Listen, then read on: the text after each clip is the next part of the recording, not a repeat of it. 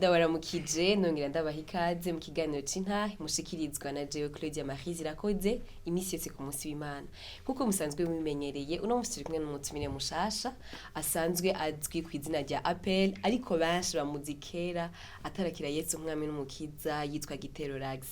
ariko imbere yuko ndabivuga vyinshi cane reka ndamuha akanya atwidondore kumbure atubwire idonido ry'ubuzima bwiwe je ntashobora kubabwira ndabahaye ikaze Appel. Ego murakoze cyane niteka kuba ndi muri kino kibanza. Bega Appel ninde ku bantu batakubuzi mu majambo avunaguye? Appel nitwa Appel NIYIBIGIRA, ndi umwana agira gatatu mu munda ya mama wanje, hama tuvukana turi 8, abahungu 4 n'abakobwa 4, hama mu bahungu nkaba ndi umuhungu mukuru nkaba ngira gatatu, hama Appel kandi arubatse mfise umudamu umwe ko kubivuga mu shenge navyaye twabyaranye n'umudamu umwe abana b'abahungu 4, hama nkaba navukiye ku Musaga niho iwacu niho nakuriye. Ego murakoze. Mbega Appel arakijijwe? Appel arakijijwe iyo atari kuba akijijwe nk'uko ari muri kino kibanza. Appel wakijijwe mu mwaka ubuhe? Ubu unye ndakwije imyaka ndiko ndaja mu myaka 10 y'agakiza. Urashaje ariko reka imbere yuko tubandanyirizaho reka ubanze utubwire mbega wakijijwe gute kubera ko sinzi nk'abariko baradukurikira ariko jewe ndibuka numva iryo zina nkiri muto umuntu yari muri profane cyane agezweho mu myaka ya kera aririmba indirimbo zo mw'isi. Ego ariko ubu unye tukuzi nk'umuntu aririmba indirimbo z'Imana kumbure hari n'abatarabimenya yuko wakirese umwami n'umukiza. Nashaka dusubira inyuma gatoyi utubwire ingene byagenze kugira uhure na Yesu umwami n'umukiza mu buzima bwawe. Ego murakoze cyane kuri ico kibazo kuko ni n'ikibazo uwari wese ashobora kwibaza ariko kano n'akaryo keza re kugira ngo ku muntu yahora afise ico kibazo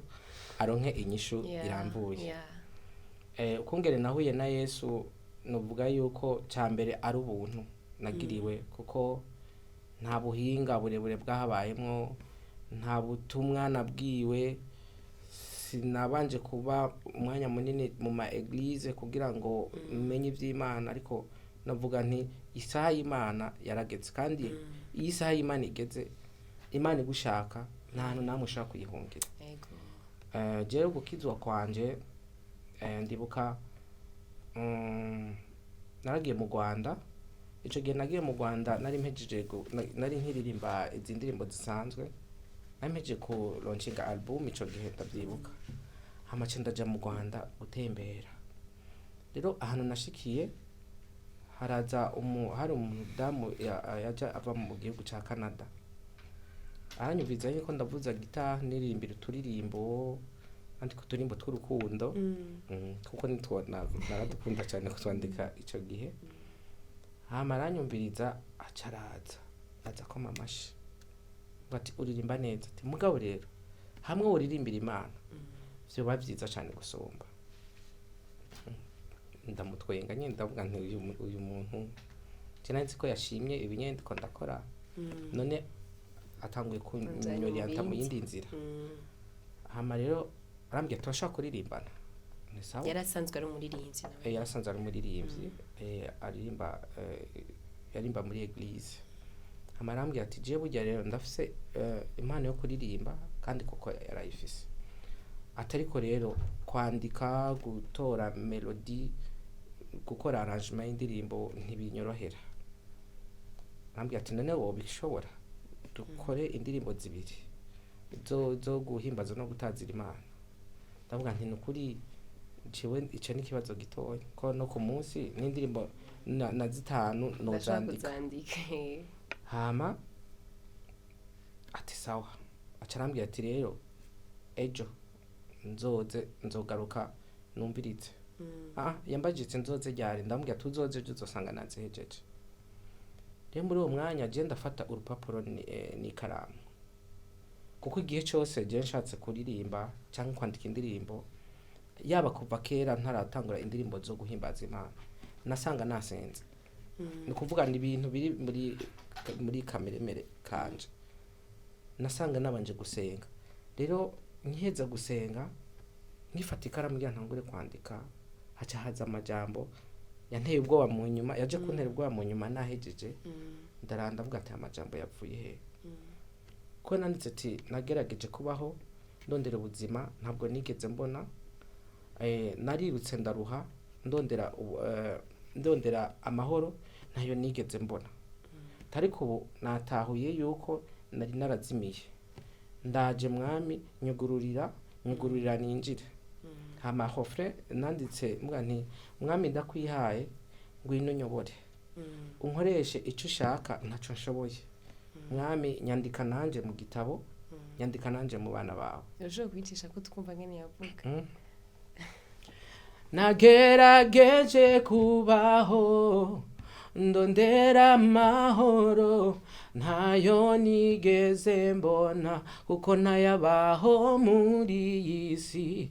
narirutse ndaruha shakisha ubuzima ntabwo nigeze mbona kuko nabubaho muri iyi si ariko ubu natahuye ko nari narazimiye ndaje mwami nyugururira ninjire ndaje mwami nyugururira ninjire namba vete Deja ayo majambo nibuka ibyo bihe Imana igira neza amen bo muri nuko rero ayo majambo Deja arafatanye n'umuntu ariko ararondera Imana somehow ariko rero nayanditse jewe atani imigambi ufise nta n'ibyari mu gatoya hama ndandika n'iyindi vuga ati Yesu uri Imana uruwera uri umwami uri byose urakomeye hama wa muntu araza bukeye arambaza uri siri kwizi utateruye indirimbo z'abandi bantu mu Burundi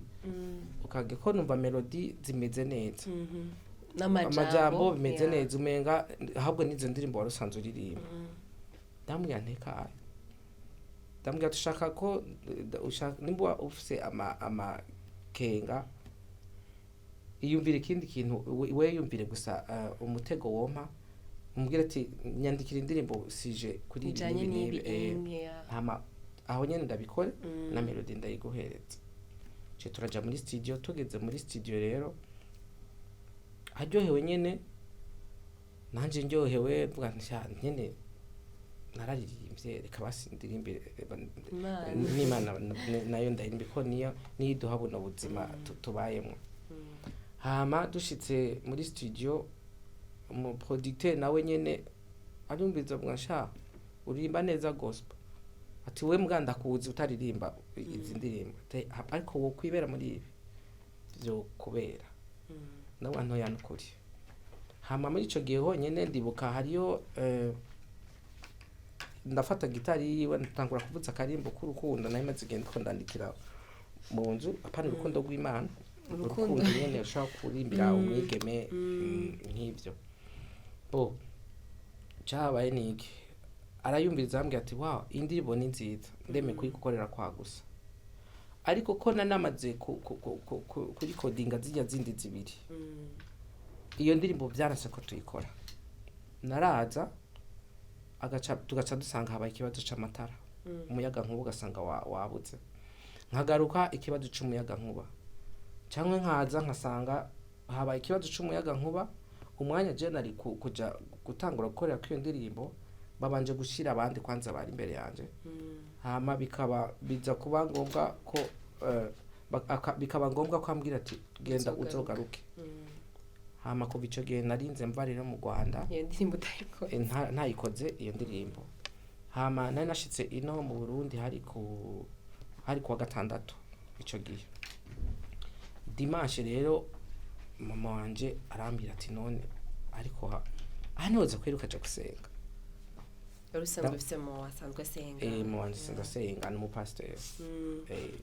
mugaco gihe ntere bwa pastor hama arambwira ati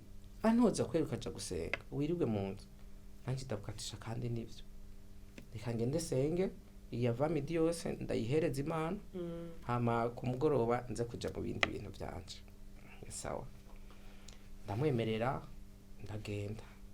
mugare ko yari eglise yari ku Musaga aho navukiye aho nakuriye banzi nkishika wamenga hinjiye nyene ikintu kijyana sinzi ko bose barandaba bamwe bakajyana inzara ndumva ko noja gusenga ndumva kuko baguma kumva ku maradiyo cyangwa kubona kuri televiziyo uririmba mu biteramo bitandukanye rero bakabona uraje gusenga cyari nk'igitangaro muga rero nanje urumva ndabajene birantera ubwoba donc harabaretse mu rushengero njye hena nakayaje gusenga ndibuka n'umuntu umwe yavuze ndamwumva ngo yo ngo yaraje gusenga Yesu aragarutse basi ndavuga nisha wari warananiranye oya jewe sinigeze ngira basi umuntu akuraba inyuma ntibaza yuko uyu muntu yoza gusenga ko yabona uri mwisi naka araje nukuri reka twese dukizwe Yesu aragarutse basi hama ndicara barigisha rero warasanzwe ariko arigisha amaze kuja kwicara ubwo nyene acaragaruka avuga ati yari umushitsi ico gihe yari yaje aravuga ati hano hantu abantu bose batarabatizwa mu mazi menshi bahaguruke ati kandi mwe mu Imana ambwiye yuko aba bantu ejo nyene mu gitondo baca baja kubatizwa nanje ntangura kumva amajuri yavugira muri jewe nta uyo si jewe nta mugambi wo kubatizwa mfise ikigira kabiri mbega aho ahantu woja gusenga uno munsi ugacuja kubatizwa kubukeye bwaho ntibigeze wigishwa ibijanye ivyerekeranye n'urubatizo umenye ivyo winjiyemo ivyo ari vyo donc nta kintu kimwe negeze nigishwa nangura kumva ayo majambo ambwira ati uyo si we nyuma gatonya wari warigeze kuba ahantu mu ishengero uriga ego urakoze kunyibutsa hari eglise nigeze kubamwo kwanza benga hari imbere ko ntangura ibi byo kuri donc ntangura nyene carrière yo kuririmba profane mugabo ego ntaratangura ndagenda ngiko cyo gihe yari nyene ama fraternité ndagenda mwako ama fraternité abayegukira ama eglise hama mu nzu hagati tukiga dimanche tukagenda gusenga hama nico gihe nyene mbwa nkabibamwe nyene atari neza ariko nkumva nyene namye nkunda gusenga kandi namye numva nkunda Imana nyene ko nzi ko ariyo yandemye kandi ko nzi ko ubuzima bwanje buri mu biganza byayo ukubaho kwanje kuri mu maboko yayo bo muri ico gihe rero ndajaho muri iyo eglise ndabibamwe mugabo atari cyane cyo tutangura kwiga rero ibijanye n'intuzenya no mubatizo twariza ko twiga amezi atari make turiga ndumva nyene ko natanguye kubitahura hama nari sigaje nk'indwi imwe mbatirizwe mama wanje yaryohewe mungu wanje agira batirizwe natanguye gutumira abantu hirya no hino ati umunsi runaka nzobatirizwa hama rero uwarasanze arongoye frate ico gihe acaraza arambwira ati burya rero Imana guhezagire waraze niko narazanye abajene benshi cyane gusengera aho hantu ndavyibuka ico gihe babagenzi banje bose hama arambwira ati burya rero wowe ntizobatizwa ndamubaza nti kubera iki ntazobatizwa acambwira ati wewe tego waramaze kuba muri ibi vy'Imana waramaze gukizwa ariko rero ngo kuntu wambara ngo ntibisa nkaho kuko yari umuntu yakunda kwambara agashati keza agashirako na ntuzenya akaneca cravate agashirako agaca sobeka n'itisi n'akarato keza kibuka no kuvuga wewe kuko yumva yuko umuntu akijijwe ategereza kwambara uko hari abantu nyene bibabamwo kandi agaca yumva ko utegeza kuja mw'ibarabara ufise bible na kantike ku ruhande hamwe urumva ko ariho uba ufise ntuzenya titre cyangwa identité usa kandi inyuma usa n'umuntu vy'ukuri basi hama aca yumva umenga ntiwobatizwa kubera ivyo buka kuko je ndakunda agashapo cyane ngira inkofero mfise ni nyinshi sinzi n'igiti ushika no bukijijwe acazambara yego ndakunda agakofero n'umuntu jewe ava hanze y'amajene ukeneye ikinzo kuzarira iki uzonze n'agakofero hari abantu usanga akunda amafime nkuko nawe urana nko duhere nko tukuberesha ko usanzwe ukunda duherede ariko jewe nkunda rero ndakunda ishapo cyane hama kwera ko ico gihe wambara amashapo ntiyumva yuko bo sinzi kandi ko nakunda kwambara ama t-shirt cyane nawe akambara amashati ndavuga none donc ndabura nyene mba mu kuzazanirwa kwiye gukira Imana none baje kukunziza ibintu ariko ndatahura cenda bivamwo mbabaye cyane ucibireka byose kugira ndamuharire byarantwaye igihe kinini naje kumuharira uko amaze kumenya Imana ubu unye wose kandi gukizwa cyane niho namuhariye byari byaranse ko ndamuharira kuko yarageze n'igihe ndamubwira ati wewe umenye yuko wowe Imana izokumbaza kubera wambutije amare muri ico gihe nzare mu muvuduko rero umuziki dukora gisekira hama rero ndabibamwo ni kuvuga ndanibagira yuko nigeze no kugira kuja no kwiga iby'amatsiko nakomeretse bikwiye amare twari turi uri mu ishengero uko z'Imana hama rero ndi mu ishengero aravuga ati rero ndako mvuga nageze hajya ntangura kugwana n'amaji avugira muri jewe ntibujya wewe ntukemere kuja kubatizwa ko nta mugambi wo gukizwa d'abord office ariko wibuka yari warindi ndirimbo z'Imana uvuga ngo mwami ndaje ziri mu bintu byamboshe zaramfashe kuko mu kuzandika ndabaye inspire na mpwemu yera byukuri kuko ajya amajambo nararavye ko ngene jewe simenyereye ko sinja mu maeglise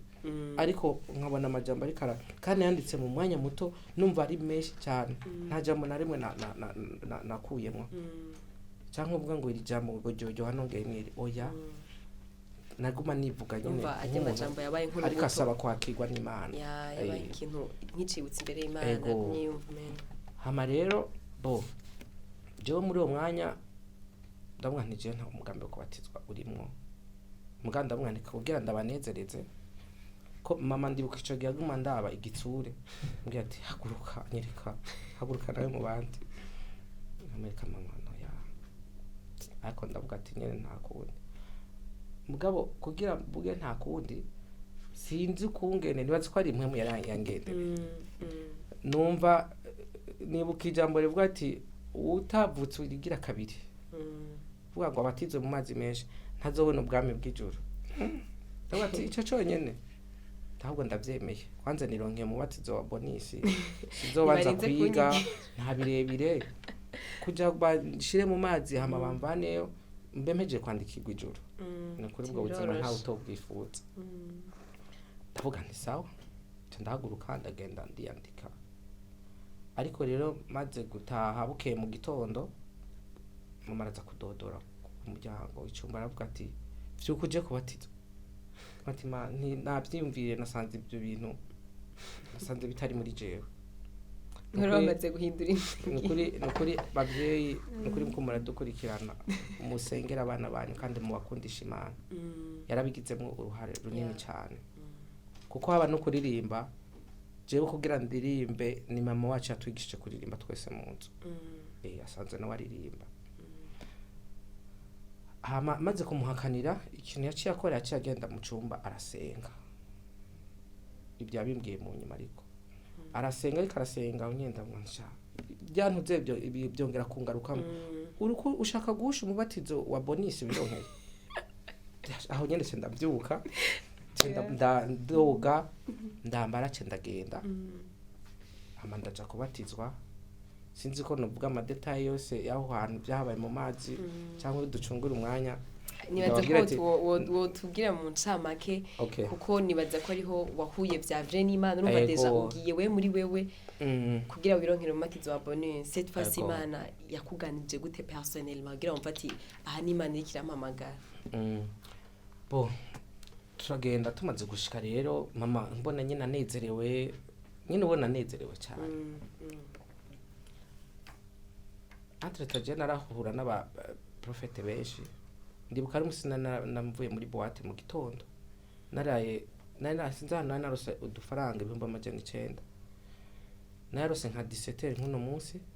ako bwaje guca mu gitondo atana amafaranga 2020 mfise mpagaze ahantu muri ville hajya efu ya parede za nicaye ukundi ko ndiyumvira ibintu byambaye ko amafaranga ko yagiye mama namuguriyemo igitenge gusa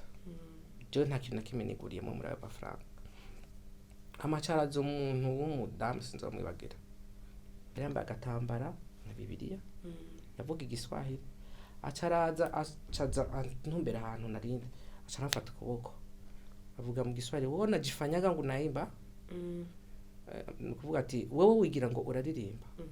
atari ko wowe nturaririmba ati kuririmba kwawe uzoririmbira Imana caragenda ngo atuye umuntu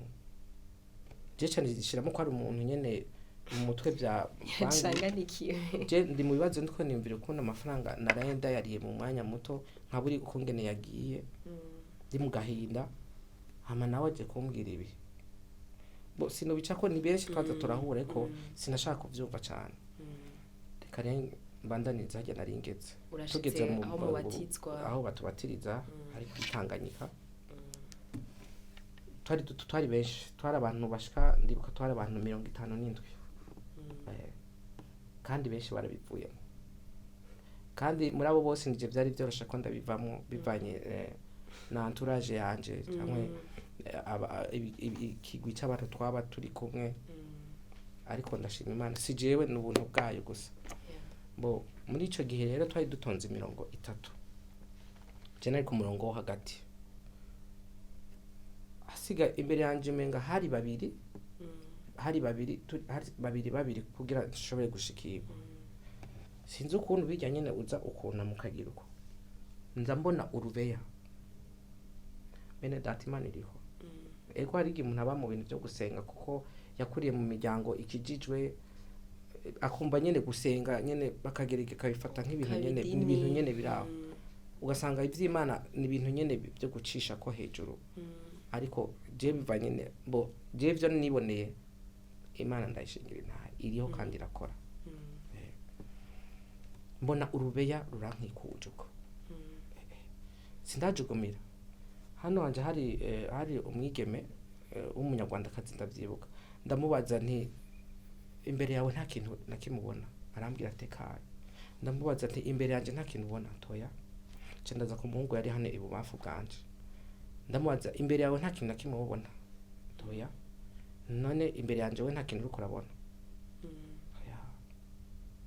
ntangura kujugumira ati kumbe abantu rero nanzi ngo n'abantu b'Imana kumbe banzanye kunyicira muri ano mazi ntangura kwiyumvira kuva muri ayo mazi ngo niruke sinzure ndiko nderaguza ndavyinyumuko ndamona umuntu umujournaliste anzi kandi ndamuzi sinzi neza sinzi ibyo yari karakora ahantu nta kimwe niriko niyumvira mve mu mazi niruke ndavuga ati nkavayo baza kuvuga ati nsariye mu mazi umuntu wambere aza kubigeza kujya kumenyesha amakuru aca bishikana hanze aza kuvuga ati fulani muramuzi yasariye mu mazi neza agiye kubatizwa je ntangura nyene numva ndaciye bugufi ntangura gusengera mu mutima wanti Imana nabibonye ubwira unyice ariko ndakwingiza unyice neza cyangwa ubishoboye umbabarire ko je nabona ko ari ryo herezo ko naciye nibuka inkuru y'umwana isubira inyuma avake ibyo byose bishika muri gihe gito nyene nariroteye inshuro zinga ko jewe ndarota cyane nafise imana yo kurota gose ndirotera kangahe napfuye hama ndahura n'undi muntu ntitwanayaga cyane umuntu umujene nyene wo muri quartier araza arambwira ati burya rero ngira nakubwira ikintu jewe n'ukuri urazi ko tutari abagenzi ntidusangira ntituganira ariko ibintu jewe narose byaranteye ubwoba tumbabarira banza gusaba ikigongo ndambwira ati ntaco wembwira ati narose wapfuye abantu bose bariko barabimenya ko wapfuye nabone bice biza byiyongera kuri zimwe ziwanje ko bikose rero mu gupfa grand sœur wo nkurikira nawe nyene arambwira ati arazavuga ati je narose wapfuye neza rero no kuvuga ariko je nagize ubwoba ndibuka nayigeze kubaza n'umuntu nene ndavuga ati basi musengere mfe neza ariko rero donc imvugo y'Imana irapfinditse ukuntu je sinazi ko ariko nagira mfe uko bari basanzwe banzi donc ujya bari basanzwe bazi apfe ngaruke muri Appel NIYIBIGIRA mvuye muri Giterolax urumva ama rero ngeze muri ayo mazi niho nibyo byaciye bigaruka nibuka nabona nta kundi yengira mfe aho kizima ngane ipfire neza kandi Imana ari nyinshi atari abantu banyishe ariko rero cari kimenyetso c'ubushobozi jewe nkaza ngaho onye nkuzura ubwoba nibaze yuko nyene ngira mfe hama shikiriwe ndiko ndagenda ntangura kumva intuzenya ikinyanya amutwe na wicaye muri position mbi hamuka kumva umenga kuguru ntugushikana hasi numva umenga biranyuzuye amazi numva nyene byuzuyemo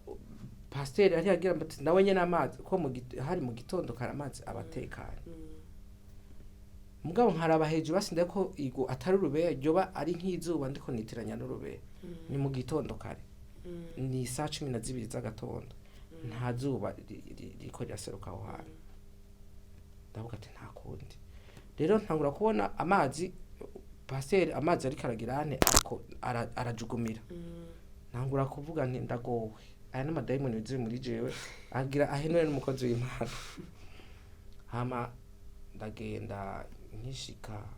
akimfata ukuboko haraba ibintu nyene sinzi ukuntu bisigura mu bantu nyene haraba ibintu nyene nka circuit nk'umuyaga nkuba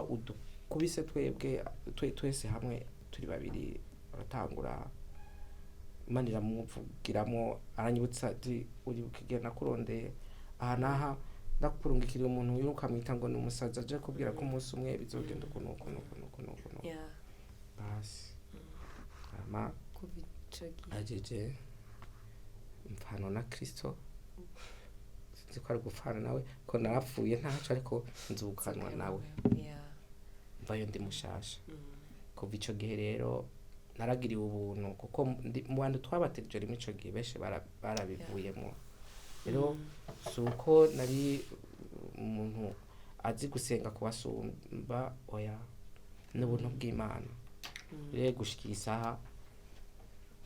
ndacabirimwo kandi nukuri nakomeje kubona koko kw'Imana gushika uno munsi amen. Dusa n'abarangiza reka ndabashimira hanyuma kandi mugabo hari abari kuradukurikira benshi nibaza ko uzogaruka kandi tubandanirize ubu ivyo urimwo ngene wagira abana n'Imana kebwe mu detail yose ariko kwa kumwanya wacu wagiye nashaka ngo uganirize umuntu kumbure karakuraba umubwira ijambo rimwe gusa kumbure ariko araba mu bihe nk'ivyo wabayemwo byo kuvume ngo uri kure y'Imana gerageza kugwana kugira ngo ube ubuzima bw'umunezero nirihe jambo mubwira dusa n'abarangiza ikiganiro cacu. Murakoze cyane ico nobwira abariko baradukurikirana nokuri agakiza ni ku buntu ariko mu Mana hari vyose vya bindi udashaka kwibaza yuko biriyo narabaye mu gihe numva ko ari ibintu by'abantu babuze ico bakora canke bavy'abasazi ariko vy'ukuri hari vyose kuko mu Mana niho hantu uri mu bihe byo kuzazanirwa uzokumva ijwi riza rikagusanga aho uri rikakuremesha rikaguhumuriza rikubwira ati humura mwana wanje ntutinye ndi kumwe nawe Imana ikagucira inzira nyene aho utaziga no batumirira gukunda Imana no kwinjira muri ino nzira y'agakiza hariyo ubuzima busagutse. Yego amen. Murakoze ndabashimire kuba mwemeye kuza kubana natwe migano c'intahe. Nanje ndabashimiye cyane, byabaye ibihe byiza, Imana ibahezagire. Nizire ko tuzosura kandi kubahamagara mugaruke kogera kudushingira intahe kuri nubwo hoba nejo zorangarutse. Murakoze cyane. Reka kandi nongere nshimire abakunzi ba televiziyo Heritage, abakunzi b'ikiganiro c'intahe, ndizira ko mwafashwe cyane n'intahe ya Appel. Hanyuma kandi ndabwira yuko Yesu agira neza, Yesu araryoshe, Yesu n'urukundo, ibyo burimo byose n'ubunyene ariko araguhamagara, garuka kandi kuri we. Hanyuma ubuzima bwo muri Yesu nibwo buzima bwa mbere buryoshe. Mwakoze tuzosubira ku munsi w'Imana nk'aya masaha nyene turi kumwe kandi n'undi mutumire mushasha. Imana ibahezagire cyane gose.